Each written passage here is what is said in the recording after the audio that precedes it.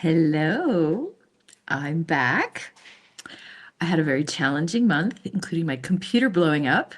So, we're going to have to deal with a little bit of wonky recording here for a little while because I'm doing it on mobile, but I'm here and that's what's important.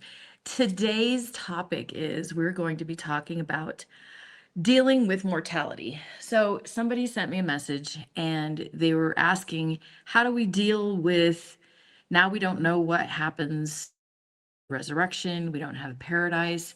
How can we deal with coming to grips with our own mortality post Jehovah's Witness? So here's my take on it, and here's my advice for you. First of all, I think it helps us to appreciate that the world that we came from was a very, very, very black and white. We even called it the truth. And when you come from this very black and white thinking, it's so concrete. We look for that as we come to the outside world. We look for that stability, for that concrete feeling of knowing for sure, for sure, for sure what is true. So, what is true? I don't know. No one knows. Even science doesn't know what is true. The whole goal of science is to explore what we don't know and add to our knowledge. In real life, in this new real life that we have, it's time to embrace an open-ended mentality, an exploring kind of feeling, because the truth is, there are many things that we don't know for sure and for concrete. And I will also add on to that, I'm not sure it matters if something is true or concrete, because the brain needs beliefs. We need to feel like we know what we believe. So even though the resurrection, even though the paradise was, false, I'll use that term, it was healthy in a sense psychologically because it gave us some sense of stability that we know what's going to happen. We had this faith and it gives us kind of a little bit more of this settled feeling. And it was false, but it still served a very healthy psychological purpose. Even though we now believe that to not be true, it did serve a healthy development for our brain at that time. Does the brain need to know what is true? True. Well, I wouldn't even say that necessarily, because let's take the placebo effect, for example. If a person believes that they're taking a medication, their body will respond to that placebo as though the placebo were real, even though perhaps it isn't. This is why I really want you to open up your minds to this explorative, open-ended idea that we don't have to know for sure. And the other thing is that now that we don't belong to a cult, we get to choose what we want to believe. Me, for example, I was born into the religion. I didn't really have a choice as to whether or not I wanted to believe in the resurrection and paradise. It was handed to me on a platter. Here you go. This is what you believe. I'm not in a cult anymore. Now I get to have this more open-minded, exploring feeling of deciding, what would I like to believe? What do I choose to believe about my own mortality? What do I choose to believe is the purpose of my life, and is what happens when we die? I now get to use my own critical thinking skills, and I get to choose what I want to believe. I was recently talking to an ex-Bethelite. He'd only been woken up probably about 6 or 8 months.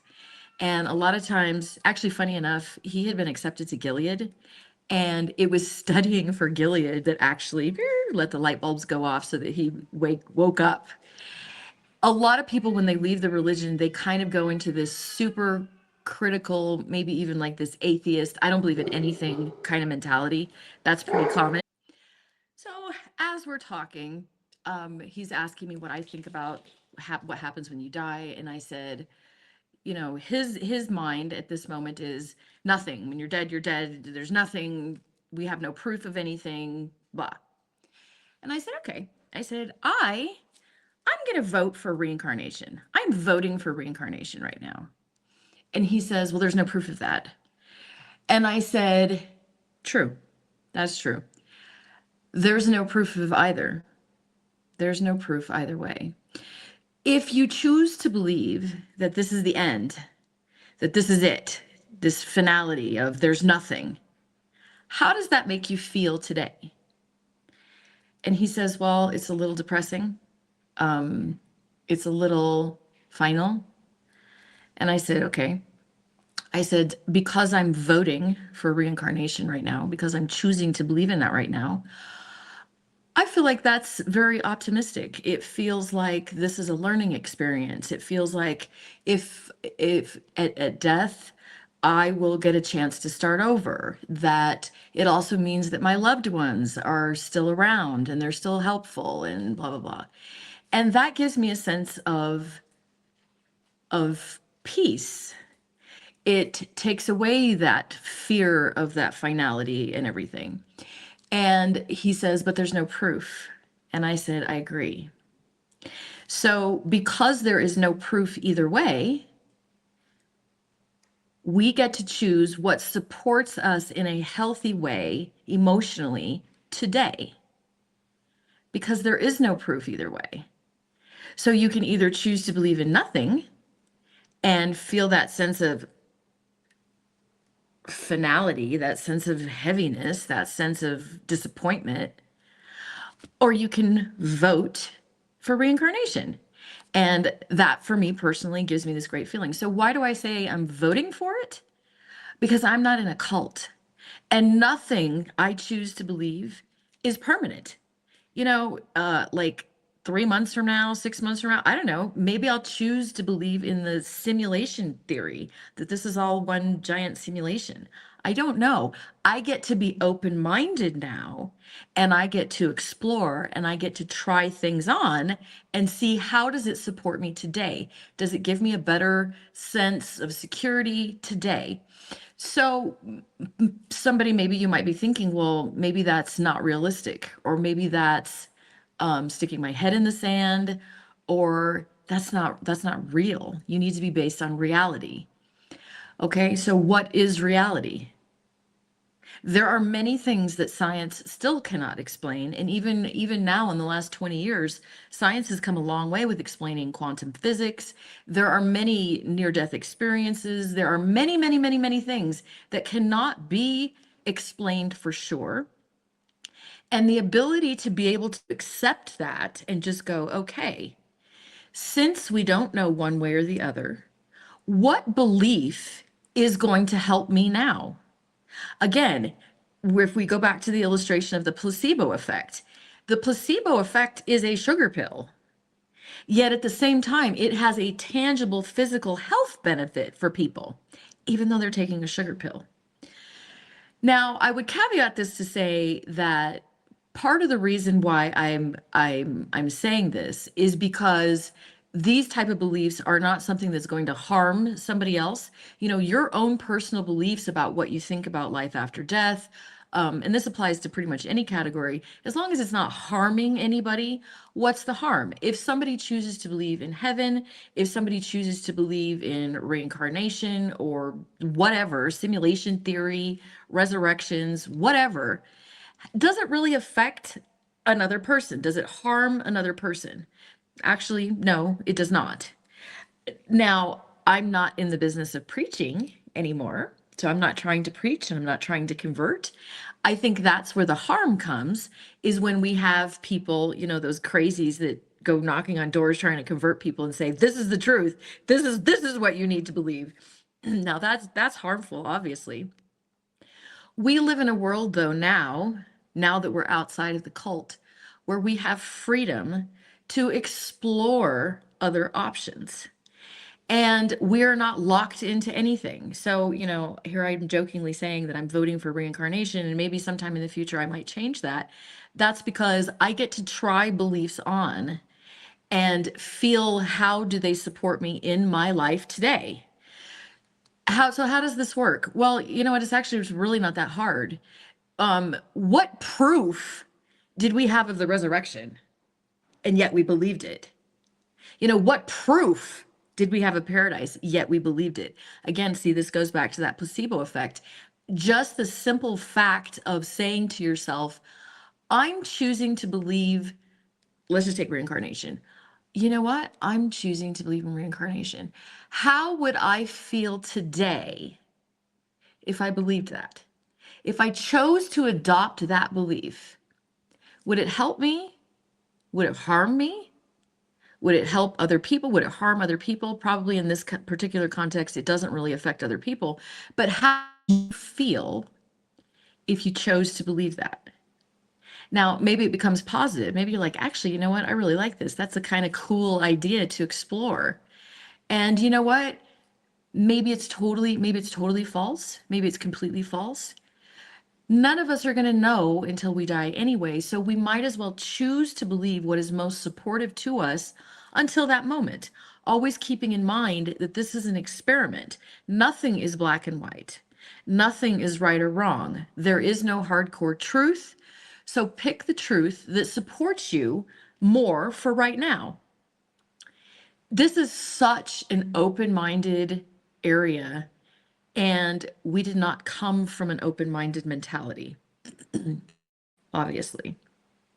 We look for this solid proof. And the truth is,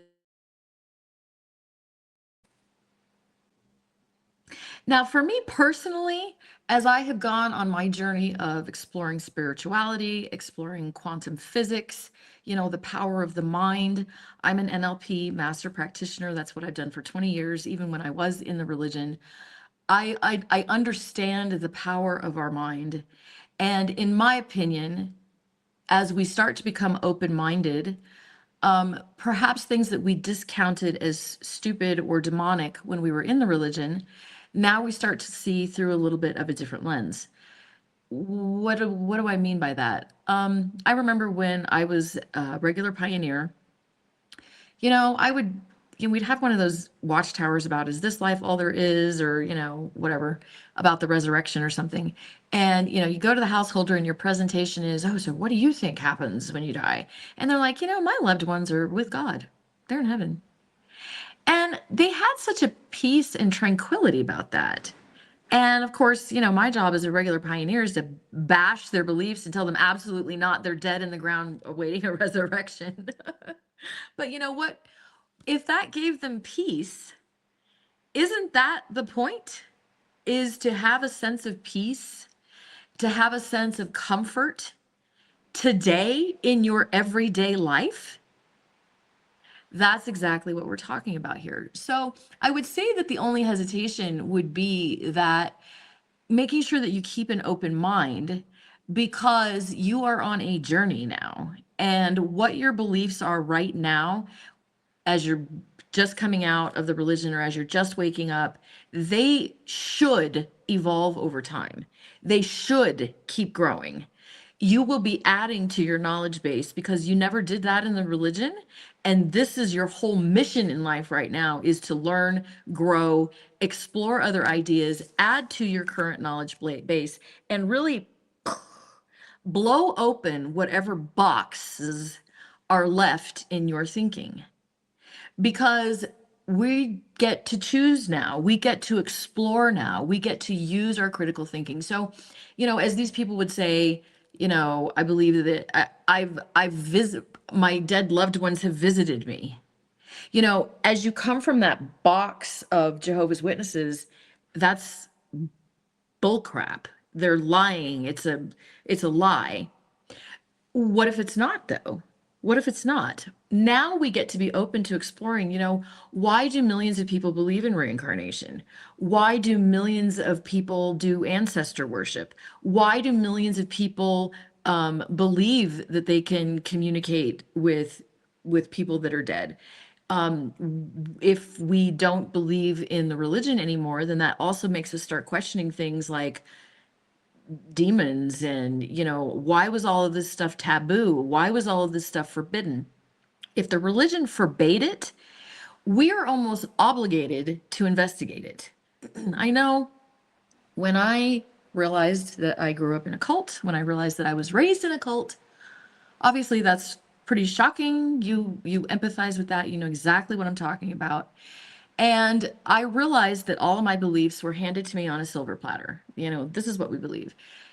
So I really dug into, oh crap, what else have I been handed on a silver platter that I need to explore? I was also handed on a silver platter that the Bible is true. I was born with that handed to me. So if I have to question the religion, I have to question everything that I was brainwashed with and assumed to be true. There are some people that leave the religion and they go into another religion. Well, in their spiritual journey, if that's where they are and that is all they're safe and comfortable doing with at the moment, then more power to them. I personally chose to say, wait a second, let me investigate everything. All of these things that I've heard people say that I immediately discounted as stupid, foolish, made no sense. Wait, I was looking under this lens, under these goggles of being in a cult. So now that I take the goggles off, what if there's merit to that? Or what are the benefits of believing like that? Keeping in mind that this is, again, an exploratory process. So try on a new belief. Try on the belief that reincarnation is real for a week. That's it, just a week. What would your life be like if you went through the day thinking about reincarnation, choosing to believe that? And after you go through that experiment, you like it or you don't, go back to nothing if you didn't like how that worked for you. Because again, as we're talking about these kind of beliefs, what we really are looking for is something that's going to give you an empowerment for your everyday life. And again, I will talk to the skeptics and I will say, I know